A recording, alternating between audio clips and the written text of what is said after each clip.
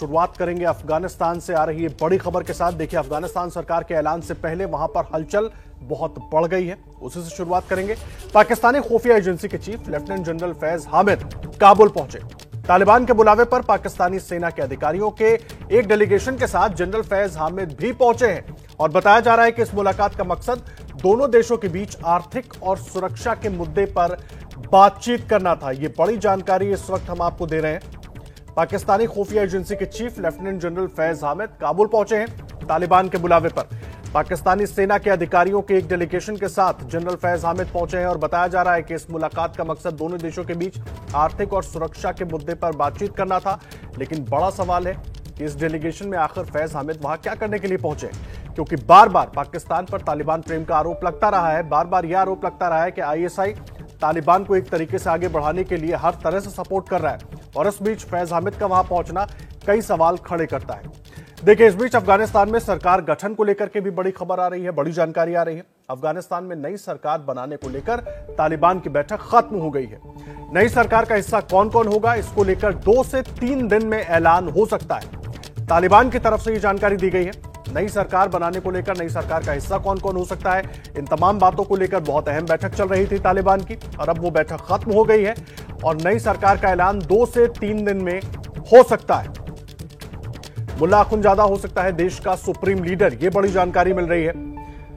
और तालिबान की अहम बैठक जारी थी, बैठक खत्म हो गई है। 2 से 3 दिन और लगेंगे फैसला होने में। जानकारी जब दी जाएगी उसमें 2 से 3 दिन का वक्त लग सकता है। नई सरकार में शामिल कौन कौन से चेहरे होंगे, उनका ऐलान जल्द हो सकता है।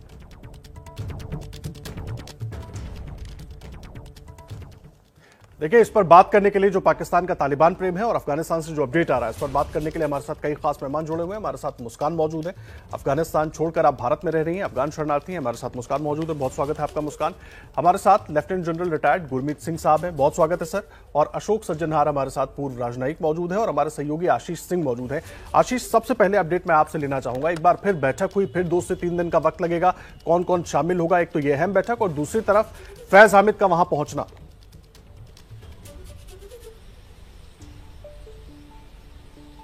जी हाँ, बिल्कुल। ये उम्मीद की जा रही थी कि आज ही आदर्श ऐलान कर दिया जाएगा, अनाउंसमेंट किया जाएगा नई सरकार को लेकर के, लेकिन जिस तरह से आईएसआई चीफ पहुंचे और मुल्ला बरादर के साथ उनकी तस्वीर, मुल्ला बरादर के साथ उनकी मुलाकात, ये जरूर दिखाता है कि कहीं ना कहीं 2 फ्रंट की वजह से शायद ये ऐलान अभी 2-3 दिन टला है। एक, जो पाकिस्तान, चाइना, रशिया जैसे देश हैं वो इंटरफेयर कर रहे हैं, वो अपनी ज्यादा से ज्यादा पैठ चाहते हैं इस सरकार में। संभव है कि वो डेलिब्रेशंस अभी तक कंक्लूड नहीं हो पाई। और दूसरा, पंजशीर में जो मिलिट्री एंगेजमेंट चल रही है पंजशीर के साथ तालिबान की, शायद इस वजह से 1-2 दिन ये अनाउंसमेंट टल गई है। लेकिन पाकिस्तान के आईएसआई चीफ का वहां जाना बड़े मायने रखता है और ये बिल्कुल दिखाता है कि छाप कितनी पाकिस्तान की होने वाली नई सरकार में। और पाकिस्तान पूरी तरह से कोशिश कर रहा है कि ज्यादा से ज्यादा वो अपने सपोर्टेड लोगों को वहां पर अकोमोडेट करा सके। हालांकि एक और महत्वपूर्ण बात जरूर मैं बताना चाहूंगा कि मुल्ला बरादर वही हैं जो सालों पाकिस्तान की जेल में बंद थे। तो पाकिस्तान के लिए एक ये ट्रिकी इशू भी है कि मुल्ला बरादर को जितना ज्यादा हो सके गुड बुक्स में लेना पड़ेगा। उस चैलेंज को भी एड्रेस करना पाकिस्तान के लिए जरूरी है। ये वो भी दिखाता है कि पाकिस्तान को कहीं ना कहीं इस बात का थोड़ा बहुत डर भी जरूर होगा कि तालिबान को जितना ज्यादा पैसिफाई शुरुआत में कर लिया जाए उतना पाकिस्तान के हित में होगा। और साथ ही सरकार में अपने समर्थित हक्कानी हो या दूसरे लोग हो, किसी तरह से ज्यादा पैठ बनाया जाए। और शायद यही वजह है आदर्श, बस आखिरी बात, कि आपने देखा शाह महमूद कुरैशी पाकिस्तान के फॉरेन मिनिस्टर कैसे डे 1 से लेजिटिमाइज करने में तालिबान सरकार को लगे हुए हैं। मुझे लगता है ये उसी एक्सरसाइज का नतीजा है। ठीक है आशीष, आप रहे हमारे साथ। अशोक सज्जनहार साहब भी मौजूद हैं, पूर्व राजनयिक हैं आप। अशोक सर, मैं आपके पास आ रहा हूं। मैं समझना चाहूंगा, भारत जो है उसकी कूटनीतिक कोशिश अपनी तरफ से जारी है, खैर इस पर बात करेंगे सज्जनहार साहब से, लेकिन पहले गुरमीत सर मैं आपके पास आ रहा हूं। ये जो स्थिति बन गई है, अभी तक आईएसआई जो है वो दबे छिपे नजर आ रहा था। हालांकि भारत की तरफ से बार बार ये बात कही जा रही थी और पूरी दुनिया कह रही थी कि आईएसआई का इसमें बहुत बड़ा हाथ है तालिबान को आगे बढ़ाने में। अब तो सब कुछ खोलकर सामने आ गया सर। बिल्कुल जी, आपने बिल्कुल ठीक कहा। जो पाकिस्तान की इंटरफेरेंस है, पाकिस्तान जो इस पूरे प्रॉब्लम के पीछे में रहा है और सालों से, डिकेड से रहा है, ये सबके सामने में आ गया है। इस क्षण के ऊपर में पंजशीर के अंदर में पाकिस्तान ने अपने स्पेशल कमांडोज भेजे हैं, सीनियर ऑफिसर्स भेजे हैं, अपनी फोर्सेस के दस्ते भेजे हैं।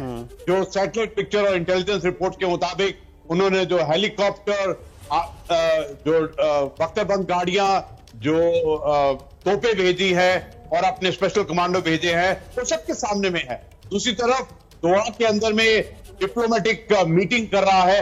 और तीसरा, ये सबसे बड़ी जो बात आपने कही है आपके चैनल ने, कि जो ISI है, जो वहां पे पहुंचे काबुल में, क्यों पहुंचे हैं, और इतना लेवल का जो ऑफिसर है। और आप देखिए कि ये जो मैं कहूंगा इसकी टाइमिंग ये दिखाती है कि कुछ ना कुछ तो गड़बड़ है, कुछ तो रिवर्स हुआ है। ऐसा लगता है कि सरकार की फॉर्मेशन के अंदर में बहुत कठिनाइयां होंगी, और जितने भी उसके अंदर में हिस्सा चाहते हैं उसके ऊपर में ISI के ही लोग हैं। तो ये जो बैलेंसिंग फैक्टर है, ये लगता है बहुत भारी होगा। उसके अलावा आपने कहा कि दो बातें, कि इकोनॉमी और सिक्योरिटी के लिए गए हैं। देखिए, इंटेलिजेंस एजेंसी का काम नहीं है, इंटेलिजेंस एजेंसी का काम होता है कि खबर रखना। लेकिन ये वाली जो इंटेलिजेंस एजेंसी है ISI पाकिस्तान की, ये सदा ही इंटरफेरेंस करती रही है।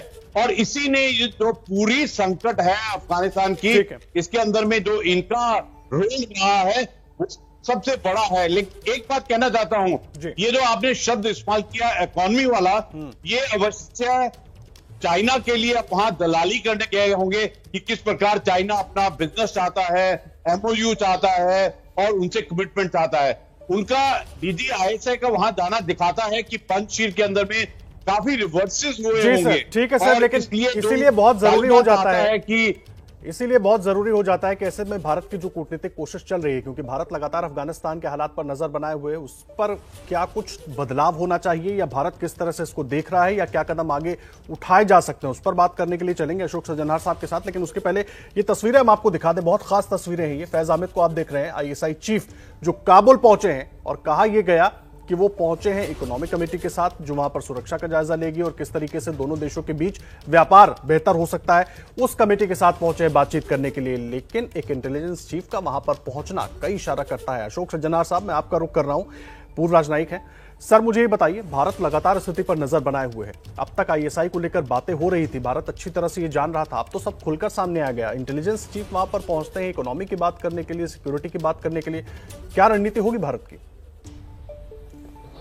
देखिए, ये तो बहुत पहले से ही मालूम था आदर्श, जो ये ISI वहां से जुड़ा हुआ है। इनफैक्ट तालिबान को वहां पर पैदा करने में अगर देखा जाए 1994 में, तो ISI का बड़ा हाथ था। जनरल नसीरुल्लाह बाबर थे, उनका बहुत बड़ा हाथ था। और उसके बाद 2001 से लेकर 2021 तक जिस अगर देश ने और जिस एजेंसी ने इसको सपोर्ट किया है, वो है ISI। इसलिए मेरे विचार से वो वहां पर जो गए हैं, कि अभी आपने देखा है जो ये शेख राशिद ने अभी कुछ दिन पहले ही ये पूरे इतने शब्दों में कहा, जो हमने तो तालिबान को सभी कुछ दिया है, यहाँ पर पनाह दी है, यहाँ पर उनको शय दी है, चाहे उनकी एजुकेशन हो या रहन सहन का हो, सभी का प्रबंध हमने किया है, पाकिस्तान ने किया है। तो मेरे ख्याल से किसी को अगर ये शक शुबा था, नहीं होना चाहिए था, पर अगर था तो एकदम खत्म हो गया है। आपने बिल्कुल ठीक कहा है, भारत इसके ऊपर बहुत पैनी नजर बनाए हुए बैठा है, क्योंकि अफगानिस्तान तो हमारी, जैसे कहा जाए, एक्सटेंडेड नेबर है, हमारा तो सार्क का मेंबर है, हमारा बहुत करीबी मित्र है, और हमने $3 बिलियन भी वहां पर लगाए। परंतु सबसे महत्वपूर्ण जो हमारे लिए बात है, वो हमारी सुरक्षा की बात है। और इसलिए आपने देखा होगा, जो कुछ दिन पहले जब हमारे राजदूत जो कतार में है, दोहा में है, उनकी मुलाकात हुई इनसे, शेर स्तानिकज़ाई से, तो उन्होंने सबसे पहले यही कहा, जो हमारी सुरक्षा को, आप अपनी धरती को किसी भी आतंकवादी गुट के लिए प्रयोग होने के लिए, इस्तेमाल होने के लिए, आप बिल्कुल इसको मत छोड़िएगा। तो उन्होंने हमें ये आश्वासन दिया है। और भी कुछ जो प्रेस स्टेटमेंट्स आए हैं, चाहे अनास हक्कानी का हो या और किसी का हो, उन्होंने भी कहा है जो ये कश्मीर का जो मामला है, ये भारत का अंदरूनी मामला है या भारत और पाकिस्तान के बीच का मामला है, हम इसमें कोई दखलंदाजी नहीं करेंगे। तो ये हमारे लिए बहुत महत्वपूर्ण है। और दूसरी बात, जो हमारे वहां पर बहुत ही कम चुनिंदा लोग हमारे वहां पर फंसे हुए हैं, सभी को तो हमने निकाल लिया है, परंतु 15-20 शायद ऐसे लोग होंगे, भारतवासी होंगे, जो कि वहां पर फंसे हुए हैं। तो ये उनको हमने कहा, जो उनको सुरक्षित वहां पर रखा जाए, और जब ये फ्लाइट्स शुरू होती हैं तो उनको भारत में लेकर आया जाए। और जो अफगानी लोग भारतीय मूल के हैं, सिख है, हिंदू है, अफगान नेशनलिटी है उनकी, वो अगर भारत आना चाहे और तो इसीलिए अशोक सर, भारत ने नजर लगातार बनाकर रखी है। लेकिन आज का जो डेवलपमेंट है उसके बाद कहीं ना कहीं रणनीति पर और सोचने की बात होगी। देखिए, पाकिस्तान के तालिबान प्रेम पर तो हम बात कर ही रहे हैं, लेकिन हमारे साथ मुस्कान भी मौजूद है, उनसे भी जानेंगे। जिस तरह से आश्वासन की बात अशोक सर कर रहे थे कि तालिबान ने आश्वासन दिया है, तालिबान ने आश्वासन तो वहां के लोगों को भी दिया है, लेकिन फिर भी लोग डरे हुए हैं। किस तरह से खौफ का माहौल है वो भी मुस्कान से जानेंगे। किस तरह से है काम अफगानी के लिए, स्थिति वहां पर क्या है। तमाम खास मेहमान मौजूद हैं। हमारे साथ मुस्कान भी मौजूद है जो अफगानिस्तान छोड़कर भारत में रह रही हैं अपनी सुरक्षा के मद्देनजर।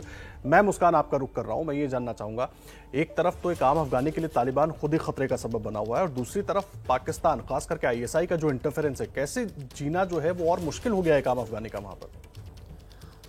जी थैंक यू सर। वहाँ पे जो हालात ऐसे है कि कल रात जो वहाँ पे फायरिंग हो गया था उसमें 17 लोग उसमें डेड हो गए और 41 लोग वहाँ पे इंजरीज हो गए। और वहाँ पे पाकिस्तान जो अभी खुले आम कर ये बताया कि पहले तो ये बताते थे कि हम किसी के तालिबान के साथ हमें लेना देना नहीं है, जैसे कि वहाँ से लोग पाकिस्तान तालिबान को अफ़गानिस्तान में पहला दिया और हालत ख़राब हो गए और लोगों का खौफ बढ़ गया है, लोगों का जीना हराम हो गए, बच्चे मर रहे, लोग मर रहे। वहाँ पे लेडीज़ अभी तक घरों में है, तो अभी खाना पीना ख़त्म हो रहा है। जो तालिबान ने बताया कि हम वहाँ पे डिसाइड करेंगे, जो हमारे सरकार जो 2-3 दिन में ऐलान होगा उसमें कोई जैसे कि वहाँ पे पश्तून है और दरी जो लैंग्वेज है बोलते हैं, फ़ारसी बोलते हैं, वो लोग को हम एक्सेप्ट नहीं करते। सारे हमारे सरकार जो होंगी वो होंगी पाकिस्तानी तालिब। तो इसमें लोग कैसे रह सकते हैं वहाँ पे, कैसे मतलब ये सरकार कैसे बना होगा, जैसे पूरे 37 मिलियन वहाँ पे पॉपुलेशन है, इसको कोई लोग इसको एक्सेप्ट नहीं करते। जो वहाँ पे तालिबान पंजशेर को बोला कि हम पंजशेर को अपने कंट्रोल में रखेंगे, जैसे कि वहाँ से जिस तालिबान मतलब तालिबान के साथ उनके बीच में भी लफड़ा हो रहा है। क्योंकि वहाँ पे जो तालिब है पाकिस्तानी तालिब और शायद किसी और जगह का भी तालिब है, जैसे कि आईएसआई वो सपोर्ट कर रहे हैं।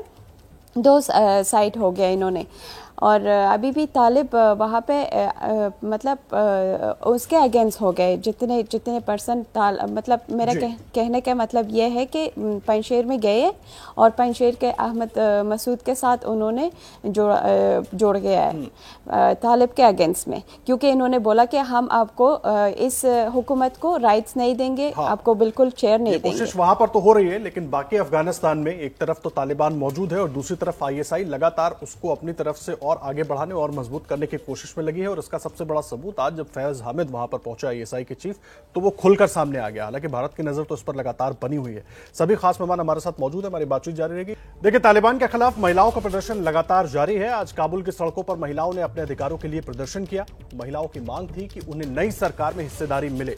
प्रदर्शन तब हिंसक हो गया जब तालिबान ने आंसू गैस के गोले छोड़े। कुछ महिलाएं जख्मी भी हो गई हैं। तस्वीरें आप देख रहे हैं तालिबान के खिलाफ जब महिलाओं ने प्रदर्शन किया है काबुल में, जो चाहती थी कि नई सरकार में महिलाओं को भी हिस्सेदारी मिले।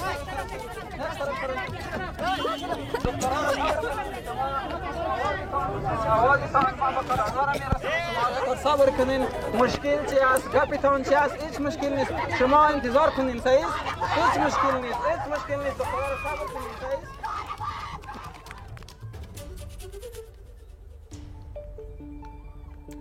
तो देखिए, आज ही अहम बैठक हुई है जिसमें नई सरकार को लेकर फैसला होना था, लेकिन कहा गया कि 2 से 3 दिन के बाद कौन सरकार के चेहरे होंगे ये बताए जाएंगे। लेकिन इस बीच महिलाएं काबुल में सड़कों पर हैं। महिलाएं पूरा दम दिखा रही हैं और सरकार में अपनी हिस्सेदारी मांग रही हैं। हमारे साथ तमाम खास मेहमान मौजूद थे इस चर्चा में। आप सभी का धन्यवाद इस पूरी बातचीत के लिए।